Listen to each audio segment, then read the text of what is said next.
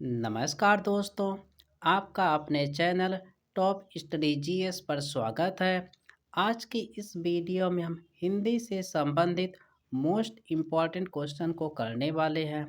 Friends, इस video में हम यूपी ट्रिपल एससी के द्वारा पूछे गए सभी परीक्षाओं में विराम से संबंधित महत्वपूर्ण टॉपिक पर इसमें चर्चा करेंगे।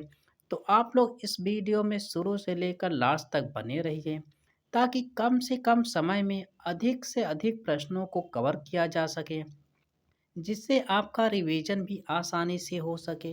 तो चलिए दोस्तों, वीडियो की शुरुआत करते हैं। तो पहला क्वेश्चन है, किसी पद, उपवाक्य आदि की विशेषता दिखाने के लिए शब्द के नीचे एक रेखा खींचते हैं, उसे क्या कहते हैं? तो दोस्तों, उसे अधोरेखा कहते हैं, अर्थात उसे अधोरेखा चिन्ह कहते हैं। ऑप्शन नंबर बी सही है। दोस्तों, किसी पद के नीचे जब हम उसे हाईलाइट दिखाने के लिए जब कोई रेखा खींचते हैं तो उसे अधोरेखा कहते हैं। लेकिन जब किसी पद के ऊपर हम रेखा खींचते हैं तो उसे सिरोरेखा कहते हैं। दोस्तों, विराम का शाब्दिक अर्थ होता है ठहराव या रुकना। श्री कामता प्रसाद गुरु के अनुसार विराम चिन्हों की संख्या कितनी होती है? तो दोस्तों, श्री कामता प्रसाद गुरु के अनुसार विराम चिन्हों की कुल संख्या 20 होती है। अगला क्वेश्चन है, मुझे बाहर जाना है, रेखांकित चिन्ह को पहचानिए। तो दोस्तों, यहाँ पर मुझे बाहर जाना है अर्थात यह एक पूर्ण वाक्य है। तो यहाँ पर जब कोई वाक्य पूरा हो जाता है या समाप्त हो जाता है तो वहाँ पर पूर्ण विराम का चिन्ह लगता है। तो इसका ऑप्शन नंबर ए सही है, अर्थात यहाँ पर पूर्ण विराम का चिन्ह लगेगा। अगला क्वेश्चन है, अब कह रहा है कि प्रश्न चिन्ह कौन सा है, अर्थात इन विकल्पों में से आप बताइए कि इनमें प्रश्न चिन्ह कौन सा है। तो ऑप्शन नंबर बी सही है। अगला क्वेश्चन है, निम्नलिखित में से निर्देशक चिन्ह कौन सा है? तो दोस्तों, इसका सही आंसर होगा ऑप्शन नंबर डी, यह आपका निर्देशक चिन्ह होता है। दोस्तों, निर्देशक चिन्ह यह कुछ अधिक लंबी लटवी रेखा होती है, उसे हम निर्देशक चिन्ह कहते हैं। अगला क्वेश्चन है, अल्प विराम का चिन्ह कौन सा है? तो दोस्तों, इसका सही आंसर होगा ऑप्शन नंबर बी, अर्थात एक कामा होता है उसे अल्प विराम कहते हैं।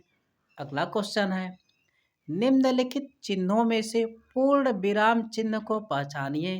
तो दोस्तों, इसे तो सभी लोग जानते हैं कि पूर्ण विराम का चिन्ह कैसा होता है। तो इसका सही आंसर होगा ऑप्शन नंबर ए।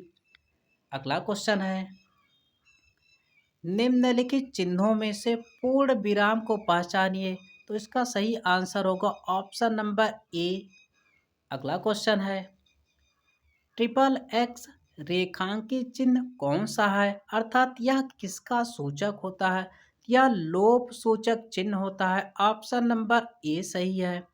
अगला क्वेश्चन है, संज्ञा की द्विव विरक्ति हो तो उनके बीच कौन सा चिन्ह लगता है? तो दोस्तों, जब संज्ञा की द्विव विरक्ति हो तो उनके बीच योजक का चिन्ह लगता है। ऑप्शन नंबर बी सही है। दोस्तों, योजक चिन्ह क्या होता है, थोड़ा सा इसके बारे में जान लेते हैं। जब एक ही शब्द दोहराया जाता है तब उन शब्दों को अलग करने के लिए छोटी लटवी रेखा का प्रयोग किया जाता है। जैसे दो दो, इसके बीच में योजक चिन्ह लगाएंगे। तीन तीन, बार बार, तो इसके बीच में जो हम लटवी रेखा छोटी से खींचते हैं उसे ही योजक चिन्ह कहते हैं। अगला क्वेश्चन है, किसी वाक्य में विराम चिन्ह का उचित प्रयोग नहीं किया गया है, तो वह कौन सा वाक्य है? तो दोस्तों, वह आपका वाक्य ऑप्शन नंबर सी सही है। यहाँ पर सुनो सुनो वह गा रही है, तो यहाँ पर विराम चिन्ह का सही प्रयोग नहीं किया गया है। तो ऑप्शन नंबर सी सही है। अगला क्वेश्चन है, निम्न में से कौन विराम चिन्ह का प्रकार नहीं है? तो दोस्तों, इसका सही आंसर होगा ऑप्शन नंबर सी, उपदेशक विराम चिन्ह का प्रकार नहीं है। जबकि निर्देशक होता है, लाघव होता है, विवरण होता है। जबकि विराम चिन्हों की कुल संख्या कितनी होती है? तो 20 होती है और किसके अनुसार होती हैं? श्री कामता प्रसाद ग्रुप के अनुसार विराम चिन्हों की कुल संख्या 20 होती है। अगला क्वेश्चन है, जहाँ वाक्य की गति अंतिम रूप ले ले, विचार के तार टूट जाएं, वहाँ किस चिन्ह का प्रयोग किया जाता है? तो दोस्तों वहाँ पर पूर्ण विराम का प्रयोग किया जाता है। ऑप्शन नंबर डी सही है। अर्थात जब वाक्य पूरी तरह से समाप्त हो जाता है तो वहाँ पर हम पूर्ण विराम का चिन्ह लगाते हैं। इस प्रकार ऑप्शन नंबर डी सही है। अगला क्वेश्चन है, कोष्ठांकित विराम चिन्ह का नाम क्या है? तो दोस्तों कोष्ठांकित विराम चिन्ह को हम अर्ध विराम कहते हैं।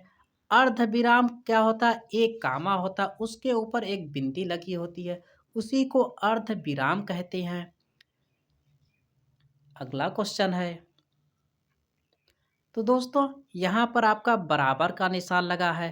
कह रहा है कि यह विराम चिन्ह प्रयुक्त होता है, तो किसके लिए प्रयुक्त होता है?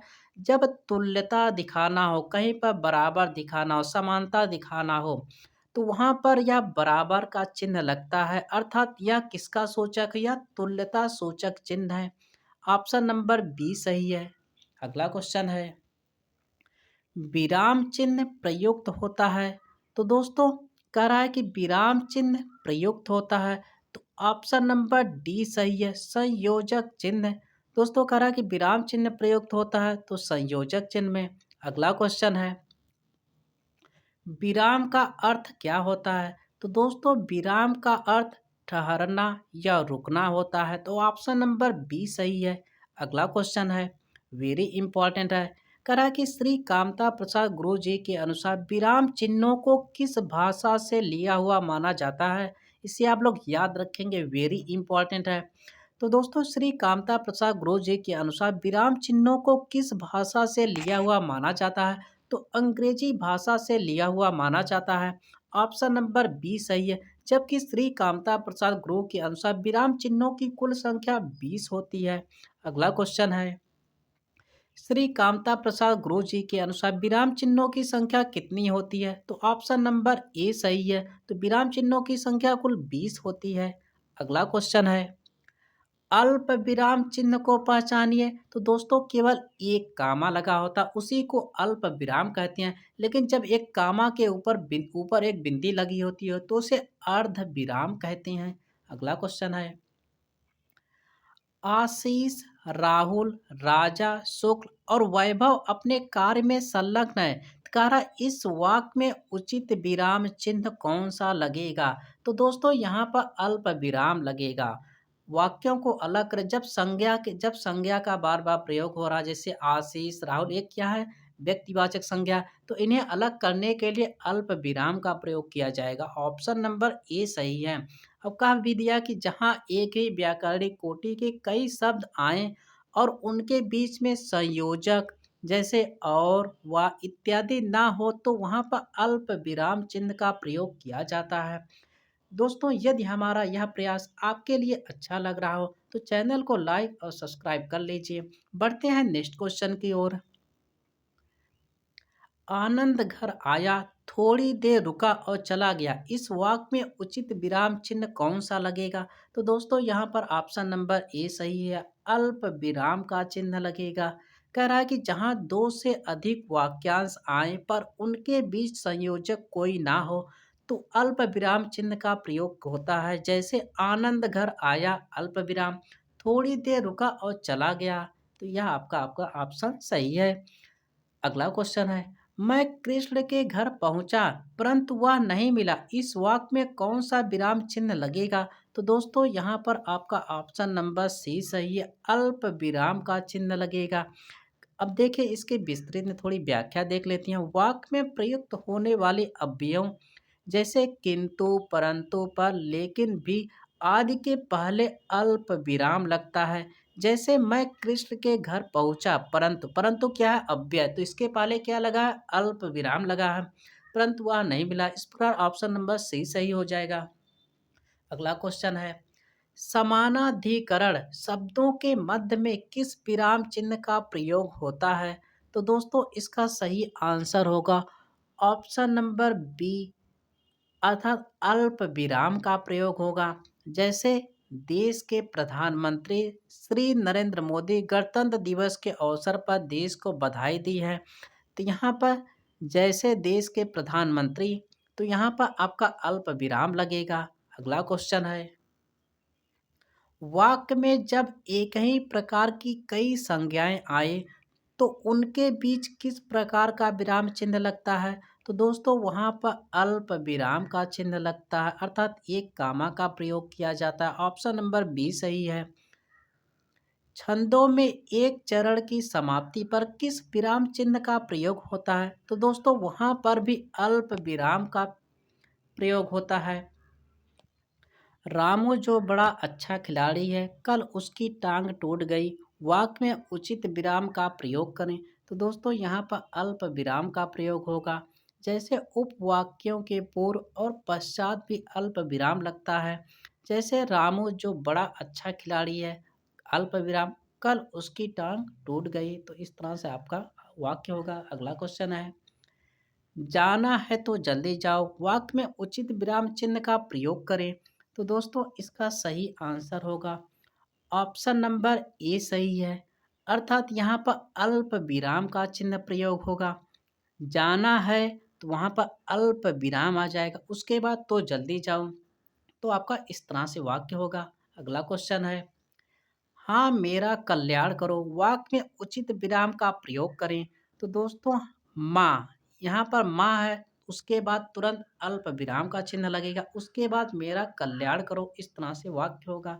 अगला क्वेश्चन है, जब वाक्य में एक समान अधिकरण का प्रयोग होता है तो किस विराम चिन्ह का प्रयोग होता है? तो वहाँ पर अर्ध विराम का प्रयोग होता है, अर्थात एक कामा लगा होता है, उसके ऊपर एक बिंदी लगी होती है, उसी को अर्ध विराम कहते हैं।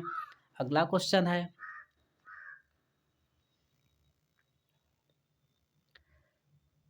मिश्रित तथा संयुक्त वाक्यों में विरोध का भाव प्रकट करने के लिए किस विराम चिन्ह का प्रयोग किया जाता है? तो वहाँ पर अर्ध विराम का प्रयोग किया जाता है। ऑप्शन नंबर ए सही है। अगला क्वेश्चन है, करणवाचक क्रिया विशेषण में किस प्रकार का विराम चिन्ह का प्रयोग होता है? तो वहाँ पर अर्ध विराम का प्रयोग होता है। ऑप्शन नंबर डी सही है।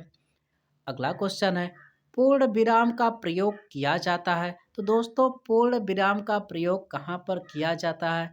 जब वाक्य पूरी तरह से समाप्त हो जाता है, अर्थात वाक्य के अंत में हम पूर्ण विराम का प्रयोग करते हैं। ऑप्शन नंबर बी सही है। फ्रेंड्स यदि यह वीडियो आपके लिए हेल्पफुल रहा हो तो चैनल को लाइक और सब्सक्राइब कर लीजिए। मिलते हैं नेक्स्ट वीडियो में, तब तक के लिए धन्यवाद दोस्तों।